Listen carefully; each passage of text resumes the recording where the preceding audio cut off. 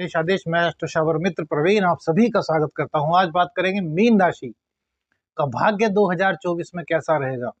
Mean राशि की 2024 में शादी हो पाएगी। मीन राशि का लव कैसा रहेगा 2024 में। मीन राशि का कैरियर 2024 में कैसा होगा। इन्हीं सभी मुद्दों पर आज बात करेंगे।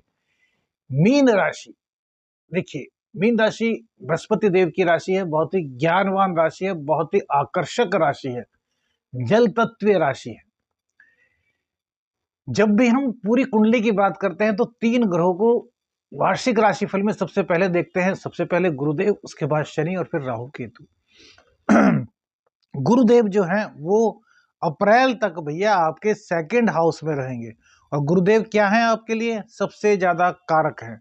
मीन राशि पर 7.5 का आगाज हो चुका है। आपके दशमेश और आपके लग्नेश जो हैं वो गुरुदेव हैं। इनका 2nd हाउस में बैठना आपके लिए बहुत ही कल्याणकारी है। धन आपके पास आएगा, जुबान आपकी बड़ी अच्छी रहेगी। 7.5 के बावजूद भी आपको ज्यादा दिक्कतों का सामना धन को लेकर के नहीं करना पड़ा। क्यों? क्योंकि बृहस्पति देव आपके धन स्थान में बैठे हैं, आपके व्यापार के स्वामी, आपके लग्न के स्वामी हैं।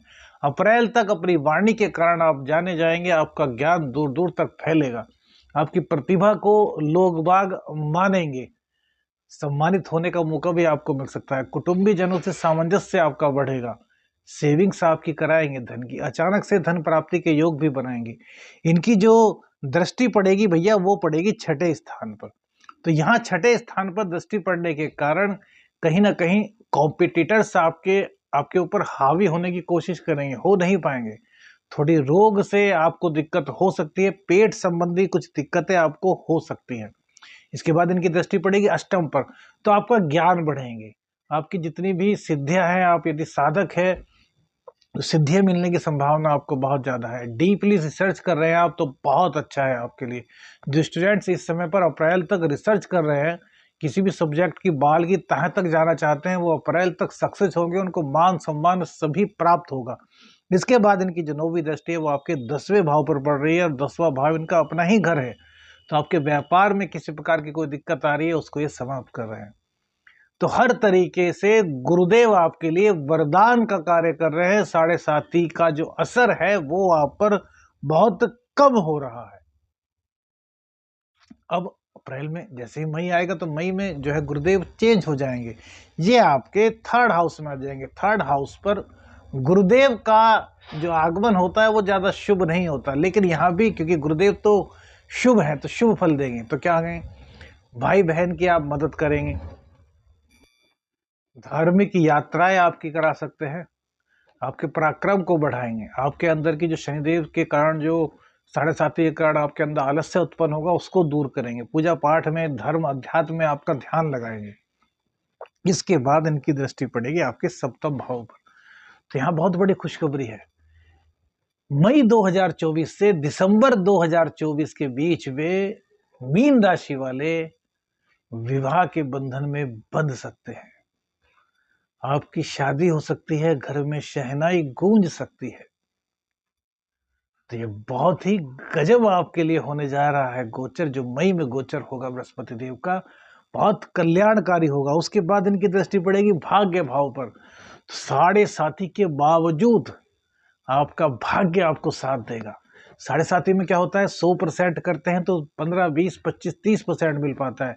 लेकिन यहाँ चूंकि भाग्य गुरुदेव देखेंगे तो आपको 7.5 का ही फर्क पड़ेगा, लेकिन 100 का काम करेंगे तो 90, 80 तो आपको मिल ही जाएंगे।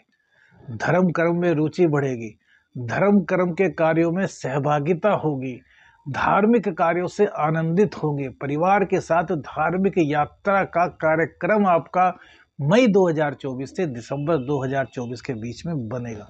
और अब इससे भी बड़ी खुशखबरी, 11वें भाव पर शनि देव की साधारण राशि पर बृहस्पति देव की दृष्टि होगी। और बृहस्पति और शनि तो जानते ही हैं, तो क्या होगा, इनकम को बढ़ाएंगे। शनिदेव कहीं ना कहीं इनकम को रोकने का कार्य करेंगे, लेकिन बृहस्पति देव इनकम को बढ़ाने का कार्य करेंगे। धार्मिक यात्राएं आपकी हो सकती है, आप विदेश से जुड़ सकते हैं, हाई एजुकेशन आपको लेनी है, विदेश में एजुकेशन आपको लेनी है तो मई 2024 से दिसंबर 2024 के बीच में आपका सपना पूरा हो रहा है। अब शनिदेव की बात करते हैं। 7.5 की शुरुआत हुई है आपको। शनिदेव आपके 12वें स्थान में बैठे हैं अपनी मूल त्रिकोण राशि में। तो 12वें स्थान में शनिदेव का बैठना अच्छा है। क्यों? क्योंकि 12वां स्थान हॉस्पिटल का है, कोर्ट कचहरी का है। यहां पर शनिदेव बैठ करके कोर्ट कचहरी को दूर करेंगे आपसे, रोगों को दूर करेंगे, हॉस्पिटल में नहीं जाने देंगे। चले भी गए क्योंकि 7.5 है तो बहुत कम खर्च होगा और आप सही होकर के आ जाएंगे। इसके बाद इनकी दृष्टि आपके सेकंड हाउस पर पड़ेगी।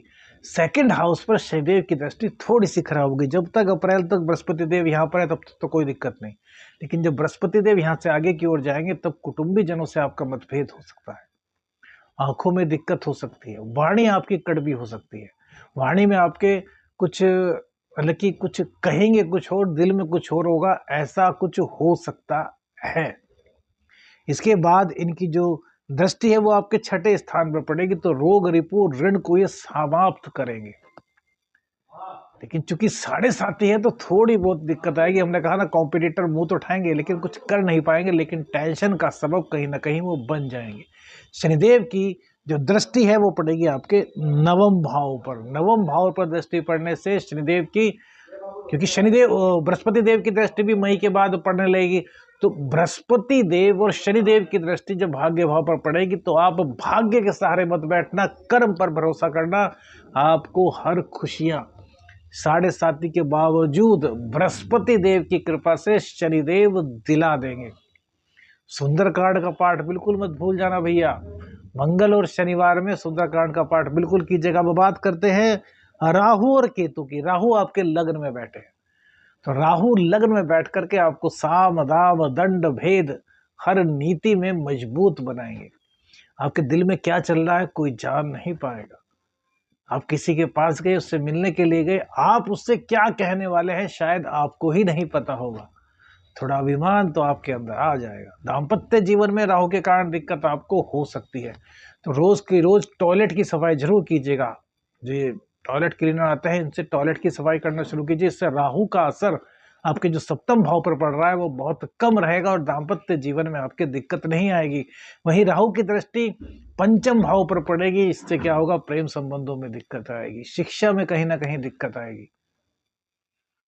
इससे बचने के लिए भी टॉयलेट वाला उपाय कीजिएगा। टॉयलेट को क्लीन करने से राहु की नेगेटिविटी समाप्त हो जाती है। जब से राहु यहाँ पर आया है आप देखिए कि आपके मन में अलग अलग तरह के विचार आए होंगे। कभी आपके प्रेम संबंधों में भी दिक्कत चल रही होगी। देखिए मीन राशि वालों, हाँ शादी को लेकर के आप जागरूक तो होंगे क्योंकि केतु वहां पर बैठा है, लेकिन राहु की दृष्टि वहां पर है तो दाम्पत्य जीवन जिनका सही चल रहा है उसमें भी दिक्कतें पैदा कर देंगे। भ्रम बनाते हैं, भ्रामक स्थिति बनाते हैं।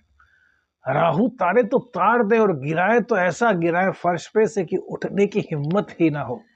तो इसलिए राहु को मजबूत करना बहुत अधिक आवश्यक है। इसके बाद इनकी दृष्टि जो है वो 9वीं दृष्टि आपके भाग्य भाव पर पड़ रही है। तो यहाँ पर शनि की दृष्टि भी, यहाँ बृहस्पति की दृष्टि भी है। तो भाग्य अर्थात धर्म, जितना धर्म करेंगे आप लोग उतना ही आपकी आवाज बुलंद होने वाली है। धर्म से हटे तो फिर गिरेंगे भैया। तो धर्म से नहीं हटना है, धार्मिक गतिविधियों में भाग लेना है। अब बहुत से लोगों का क्वेश्चन होगा कि एस्ट्रो शावर मित्र जी 2024 में मीन राशि वालों का भाग्य कैसा रहेगा। तो भैया भाग्य आपका, जो आपके भाग्येश होते हैं वो मंगल, जनवरी में आपका भाग्य अच्छा है, फरवरी में आपका भाग्य अच्छा है, मार्च में भी अच्छा रहेगा, अप्रैल में कुछ दिक्कत रहेंगी, मई के एंड में कुछ अच्छा हो जाएगा, फिर जुलाई अगस्त यहाँ पे अच्छा रहेगा, अक्टूबर नवंबर भी बहुत अच्छा रहेगा। तो कुल मिलाकर के भाग्य आपका पूरे साल सपोर्ट करेगा क्योंकि 3 ग्रहों की दृष्टि यहाँ पर पड़ेंगी। तो हनुमान जी की साधना हमने क्यों बताई, सुंदरकांड का पाठ क्यों बताया, क्योंकि आपके भाग्य से मंगल है और मंगल कांटा, सिद्ध किया हुआ मंगल कांटा आप लोग अवश्य धारण कीजिएगा। जिनकी भी मीन राशि है, स्त्री पुरुष बुजुर्ग जितने भी हैं, मंगल कांटा जरूर धारण कीजिए क्योंकि आपकी जो लग्न, आपका मीन लग्न है उसमें भाग्येश आपके जो होते हैं वो होते हैं मंगल देव। और सेकंड हाउस के स्वामी भी होते हैं, तो मूंगा तो आप नहीं पहन सकते। लेकिन सिद्ध किया हुआ मंगल कांटा यदि आप धारण करते हैं तो इससे आपको बहुत लाभ होगा। शनि की 7.5 में भी, भाग्य में भी। आपकी आंखों की दिक्कत समाप्त होगी, आपकी वाणी में कड़वाहट नहीं आएगी, गुस्सा नहीं आएगा, आलस्य नहीं आएगा। अब बात करते हैं कि प्रेम संबंधों में हमने बताया कि राहु के कारण दिक्कत रहेगी, उसका उपाय भी बताया कि टॉयलेट का जो सीट होता है उसको आपको साफ करना है। अब दाम्पत्य को लेकर के बात करेंगे। राहु की दृष्टि है, उसके लिए हमने उपाय बता दिया आपको, लेकिन फिर भी दाम्पत्य के स्वामी आपके जो होते हैं बुध, तो बुध को मजबूत कीजिए। बुध को मजबूत करने के लिए क्या करना होगा? गणेश भगवान जी को रोजाना दुबड़ा घास अर्पित कीजिए, इससे आपका कल्याण होगा। पूरे साल का आपका राशिफल शुभ है, क्योंकि बृहस्पति की शुभ दृष्टि आपके साथ है। आदेश आदेश अलख निरंजन। हर हर महादेव।